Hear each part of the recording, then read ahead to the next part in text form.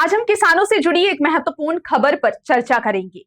आपको बता दें कि फरवरी 2019 में केंद्र की नरेंद्र मोदी सरकार ने देश के किसानों को आर्थिक सहारा देने के उद्देश्य से प्रधानमंत्री किसान सम्मान निधि योजना की शुरुआत की थी, जिसके तहत किसानों को सालाना 6,000 रुपए 3 समान किस्तों में सीधे उनके बैंक खातों में भेजे जाते हैं।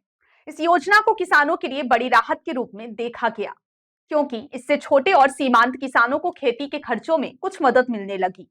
इसी क्रम में शिवराज सिंह चौहान के नेतृत्व में मध्य प्रदेश सरकार ने भी किसानों को अतिरिक्त 6,000 रुपए देने की घोषणा की थी, जिससे राज्य के किसानों को कुल मिलाकर 12,000 रुपए सालाना मिलने लगे। लेकिन अब इस योजना को लेकर एक नया आंकड़ा सामने आया है, जिसने राजनीतिक और प्रशासनिक हलकों में चर्चा तेज कर दी है। संसद के उच्च सदन राज्यसभा में पेश किए गए आंकड़ों के अनुसार पिछले 3 वर्षों में मध्य प्रदेश में 1,66,000 से अधिक किसान इस योजना की लाभार्थी सूची से बाहर हो गए हैं। इसका सीधा असर न केवल किसानों की आय पर पड़ा है, बल्कि राज्य को मिलने वाली केंद्रीय सहायता राशि पर भी देखने को मिला है।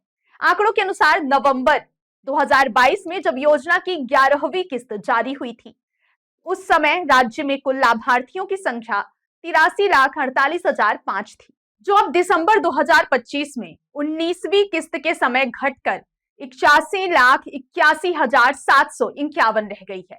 यानी 3 वर्षों में कुल 1,66,254 किसानों की शुद्ध कमी दर्ज की गई है। इस कमी के पीछे कई कारण बताए जा रहे हैं, जिनमें सबसे प्रमुख तकनीकी प्रक्रियाएं और पात्रता सत्यापन शामिल है।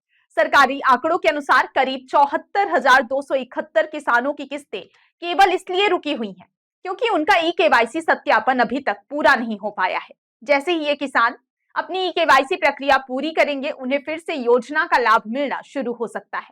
लेकिन इस बीच विपक्ष ने इस मुद्दे को लेकर सरकार पर सवाल उठाने शुरू कर दिए हैं।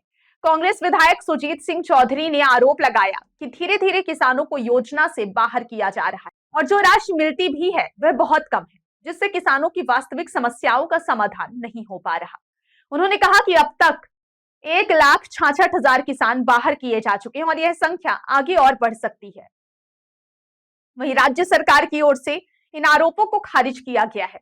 प्रदेश के कृषि मंत्री एदल सिंह कंसाना का कहना है कि योजना से किसी किसान को बाहर नहीं किया गया है, बल्कि केवल पात्रता और दस्तावेज सत्यापन की प्रक्रिया के कारण कुछ नाम अस्थायी रूप से सूची में नहीं दिख रहे। उन्होंने यह भी कहा कि जिन किसानों के दस्तावेज पूरे होंगे, उन्हें फिर से लाभ मिलना शुरू हो जाएगा। इस पूरी स्थिति का एक बड़ा आर्थिक पहलू भी सामने आया है। लाभार्थियों की संख्या कम होने के कारण राज्य को मिलने वाली राशि में भी कमी आई है। वर्ष 2022 में जहां प्रति किस्त लगभग 1,730 करोड़ 12 लाख रुपए वितरित किए गए थे, वहीं 2025 में यह राशि घटकर 1,636 करोड़ 35 लाख रुपए रह गई है। यानी प्रति किस्त करीब 93 करोड़ 77 लाख रुपए की कमी दर्ज की गई है। यह कमी केवल आंकड़ों का अंतर नहीं है, बल्कि हजारों किसानों की आय पर सीधा असर डालने वाला मुद्दा है।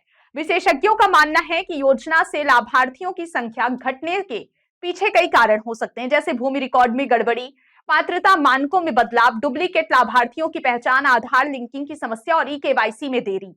कई मामलों में किसानों को तकनीकी जानकारी की कमी के कारण भी समस्याओं का सामना करना पड़ता है, जिससे वे समय पर प्रक्रिया पूरी नहीं कर पाते। ग्रामीण क्षेत्रों में डिजिटल साक्षरता की कमी भी एक बड़ी चुनौती बनी हुई है। दूसरी ओर सरकार का दावा है कि पारदर्शिता बढ़ाने और फर्जी लाभार्थियों को हटाने के लिए सत्यापन प्रक्रिया जरूरी है, ताकि वास्तविक किसानों को ही लाभ मिल सके। लेकिन राजनीतिक दृष्टिकोण से यह मुद्दा आने वाले समय में बड़ा रूप ले सकता है, क्योंकि किसान देश और राज्य दोनों स्तरों पर एक महत्वपूर्ण मतदाता वर्ग माने जाते हैं। ऐसे में योजना से नाम कम होना विपक्ष के लिए सरकार पर हमला करने का मौका बन सकता है।